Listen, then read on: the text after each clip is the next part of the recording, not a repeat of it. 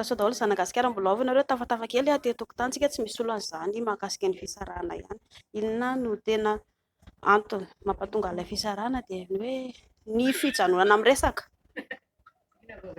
Raha ohatra ianao ka hoe misy zavatra tsy tianao ny ataon'ny olona miaraka aminao manana vava ianao aneho hevitra fa tsy hoe tsy hiteny ako dia ho fantany eo foana. Tsy misy olona mpaminany tompoko amin'izao fotoana izao. Efa tapitra ny andron'ny mpaminany tamin'ny andron'ny baiboly. Tsisy an'izany intsony izao.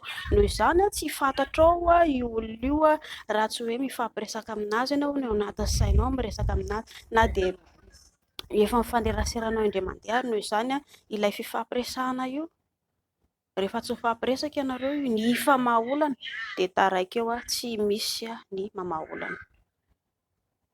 Dia mieritreritra ianao hoe rehefa angina koa dia amin'izay izy mahalala. Tsy mahavaha-olana izany tompoko.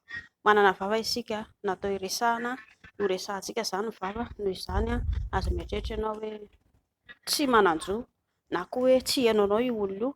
Ianao efa marary ao anaty fonao ao. Ny dikan'izay izany dia mila avoaka ilay fihetseham-po ao anatinao satria marary ilay izy, mitarika aretim-po dia avoay ilay izy fa aza miandry hoe roviana na miandry ela na hoe hiandry anazy. Zay ve fampiresaka amin'izay na resaka lely ihany koa dia taddio tsara fa mila mba miresaka tsara ihany koa nareo fa tsy ataotao fahatany ihany ilay izy dia manjary tsy misy ny fiantarana, tsy misy ny fahazotoana. Zay ve mahazotoana.